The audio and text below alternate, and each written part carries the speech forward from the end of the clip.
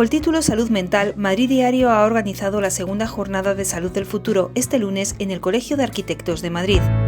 La prevención y el abordaje de la conducta suicida, el impacto del COVID en menores y la estigmatización que sufren las personas con problemas de salud mental han sido los temas que se han abordado a lo largo del encuentro. La relación entre el urbanismo, la arquitectura y la salud, así como las políticas públicas encaminadas a la detección y tratamiento de trastornos propios de la salud mental, han sido las claves que han inaugurado esta jornada. No puede haber arquitectura que no tenga en cuenta las circunstancias y necesidades de los ciudadanos.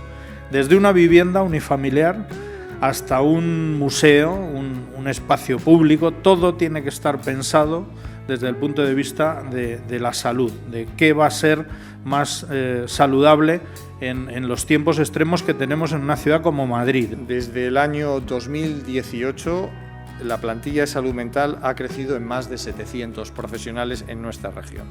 Una prueba de nuestra apuesta por hacer crecer esta red asistencial, a la que se han sumado también nuevos recursos materiales como nuevos hospitales de día o también más unidades de hospitalización. Asimismo, hemos puesto en marcha 21 equipos de prevención del suicidio. En la primera mesa redonda se ha reflexionado sobre el estigma de la salud mental en la población española y cómo eliminar estos prejuicios. Una lucha que no va a ser fácil, según los expertos. Seguimos estigmatizando a las personas de otras razas, de otras religiones, de otros géneros, de otros países, etcétera. Seguimos haciéndolo. Tenemos estereotipos, prejuicios, etcétera, que encajaría más con la visión biológica. Pero la enfermedad mental no es contagiosa, por lo menos no en los términos que habitualmente entendemos por contagioso, ¿no? Son nuestras familias, con lo cual tampoco son enemigos, son de los nuestros, son de los que aparentemente serían, con lo cual no es tan fácil justificarlo desde un punto de vista adaptativo. Pues el estigma está en el estrato cultural histórico, ¿no? Lo tenemos ya muy asumido y en mi opinión, y creo que es así, se debe a la concepción o a la relación directa entre enfermedad mental y violencia e imprevisibilidad. Por mucho que se han hecho estudios diciendo que las personas con problemas de salud mental son menos violentas que la población general, eso está impreso. Eso lo tenemos ya asumido e incorporado. Entonces la diferencia sería, pues, asociar estigma a estrato cultural, social, etc. Y discriminación es algo objetivable.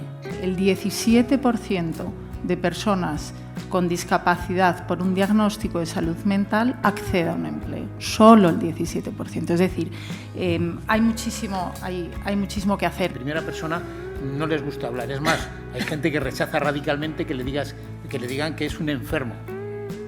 Pues tengo mis particularidades, necesito, digamos, un médico y en este caso, como el espectro de la salud mental es tan amplio, es muy complicado, digamos, si le pones la etiqueta, el estigma de un diagnóstico, es importante a nivel médico, pero si eso llega a, digamos, a ambientes, a familiares, a vecinos, etcétera, que no están formados en eso, se genera un estigma que luego encima es muy difícil de quitar. El impacto de la pandemia en la población infanto-juvenil ha ocupado la segunda mesa de debate. El COVID afectó a los más jóvenes con graves problemas de salud mental. Se han incrementado de una manera muy sustancial los trastornos adaptativos, las crisis psicosociales, crisis sociofamiliares y demás que agrietan y que rasgan a la persona y le hacen acudir a un servicio de urgencias porque el agobio supera a la persona, al chico, a la chica y a la familia. Problemas emocionales con riesgos suicidas, ¿no? Que incluye autolesiones, cuando hablo de riesgo suicida. Por otro lado, también una demanda importante en urgencias de patología relacionada con los trastornos de la conducta alimentaria, ¿no? Esto es lo que vamos viendo.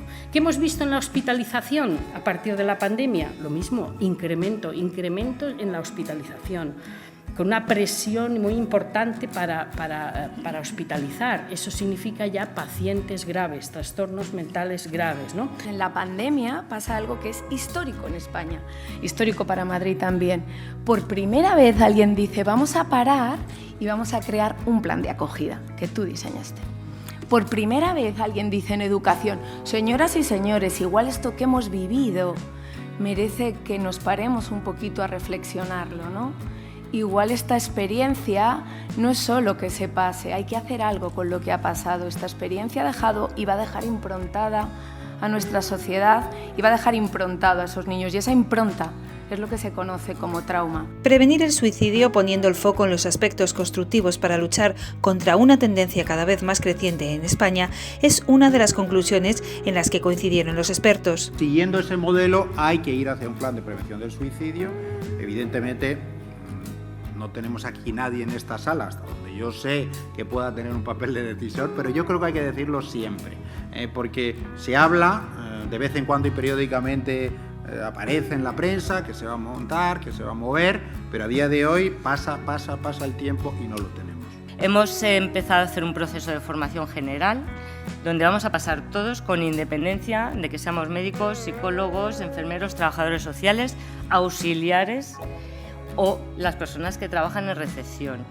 Luego nos vamos a especializar, según trabajemos en el ámbito materno-infantil o según trabajemos con mayores o trabajemos en salud mental, nos iremos especializando. En ese duelo tan difícil de sobrellevar, se encuentran desbordados y no saben qué hacer. Cuando nos escriben, inmediatamente, como digo, uno de los profesionales se pone en contacto con ellos, y es curioso cómo descubrimos que la primera pregunta ante la pregunta, después de una conversación, de una intervención telefónica, ¿lo has pensado? Pues yo diría que, esto no es un estudio fidedigno, pero yo diría que pues casi en un 90% te dicen que sí. Que si a ese familiar, si es un padre o una madre, yo no quería seguir viviendo. La clausura se ha centrado en lo que puede aportar la farmacia y su distribución. Observamos que la dispensación de fármacos a menores requiere una regulación específica. Analgésicos, psicofármacos se convierten en sustancias nocivas si son usadas incorrectamente. El primer control que tenemos como sociedad al alcance para prevenir estas situaciones está en la dispensación. Un incremento de los trastornos mentales que es necesario abordar con políticas y estrategias que impliquen a toda la sociedad.